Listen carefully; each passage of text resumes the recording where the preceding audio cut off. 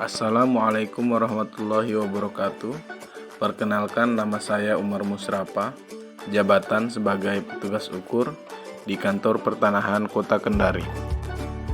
Dalam video kali ini saya akan menjabarkan tentang komitmen mutu dan anti korupsi.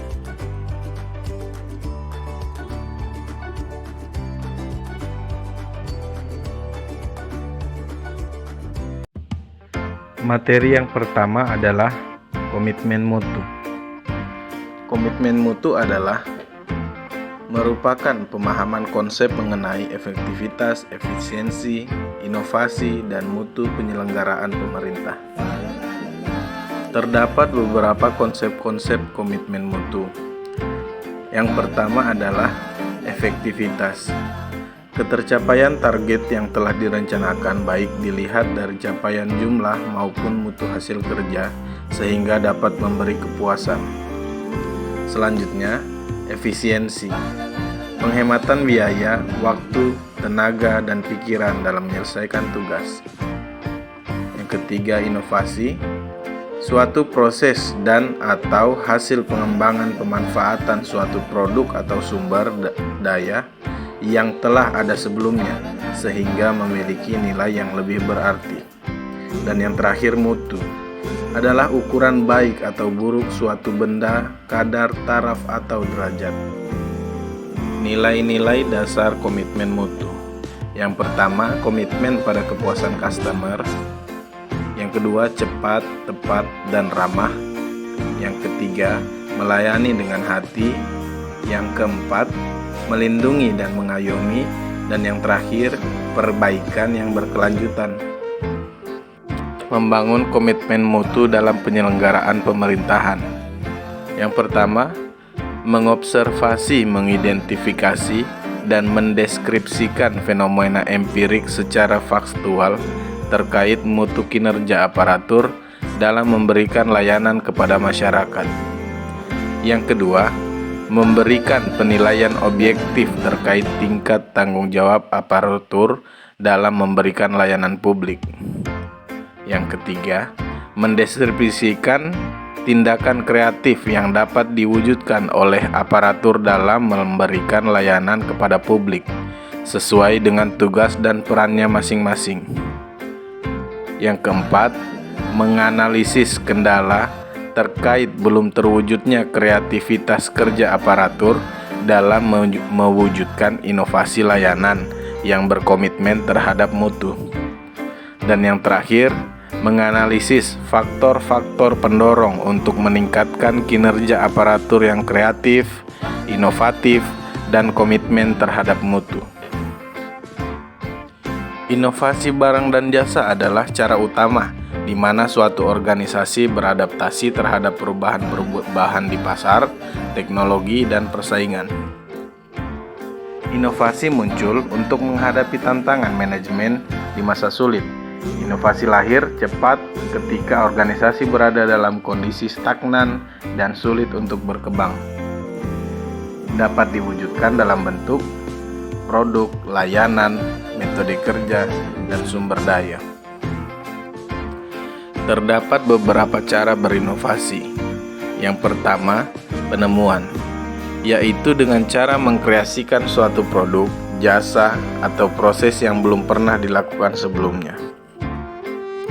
Yang kedua, duplikasi, yaitu dengan cara menirukan suatu produk, jasa, atau proses yang sudah ada. Duplikasi di sini bukan semata-mata meniru, melainkan menambah seutuhnya secara kreatif untuk memperbaiki konsep agar lebih mampu memenangkan persaingan. Yang ketiga adalah pengembangan, yaitu dengan cara mengembangkan produk, jasa, atau proses yang sudah ada. Dan yang terakhir, sintetis, yaitu dengan cara perpaduan konsep dan faktor-faktor yang sudah ada menjadi formulasi baru.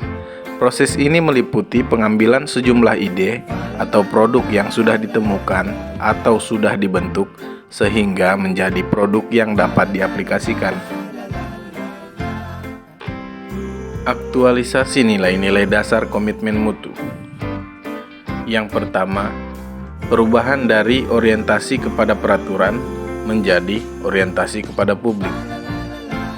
Yang kedua, cara kerja ABS, rutinitas, dan asal-asalan menjadi orientasi kepada mutu, bekerja secara baik dan benar. Yang ketiga, perubahan dari sikap pasif menjadi sikap dinamis, proaktif, dan inovatif. Dan yang terakhir, perubahan dari cara kerja individualisme dan egosentris atau bekerja sendiri-sendiri dan berorientasi melayani pimpinan menjadi cara kerja tim atau kolektif sebagai satu kesatuan proses untuk melayani masyarakat. Adapun materi yang kedua adalah anti korupsi. Pengertian korupsi. Korupsi berasal dari bahasa Latin corruptio dan corruptus yang berarti perbuatan yang tidak baik, buruk, dapat disuap, dan tidak bermoral. Sedangkan tindak pidana korupsi berarti tindakan melanggar hukum yang dilakukan secara sengaja maupun tidak sengaja oleh seorang atau sekelompok orang yang dapat dipertanggungjawabkan oleh peraturan perundang-undangan.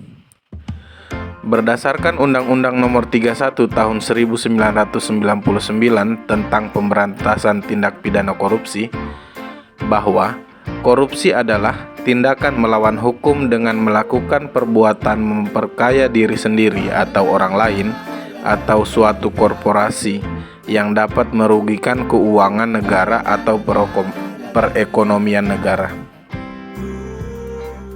Ciri-ciri korupsi. 1. Dilakukan oleh lebih dari satu orang. 2. Merahasiakan motif atau ada keuntungan yang diraih. 3. Berhubungan dengan kekuasaan atau kewenangan tertentu. Yang keempat, berlindung di balik pembenaran hukum. Yang kelima, melanggar kaedah kejujuran dan norma hukum. Dan yang terakhir, mengkhianati kepercayaan. Dampak negatif korupsi. Secara umum, akibat korupsi adalah merugikan negara dan merusak sendi-sendi kebersamaan, serta memperlambat tercapainya tujuan nasional, di antaranya tata ekonomi, seperti pemborosan sumber-sumber, larinya modal ke luar negeri, gangguan terhadap perusahaan, dan gangguan penanaman modal. Yang kedua, tata sosial budaya, seperti revolusi sosial dan ketimpangan sosial. Yang ketiga, tata politik, seperti ketidakstabilan politik, pengambil alihan kekuasaan, hilangnya bantuan luar negeri, hilangnya kewibawaan pemerintah.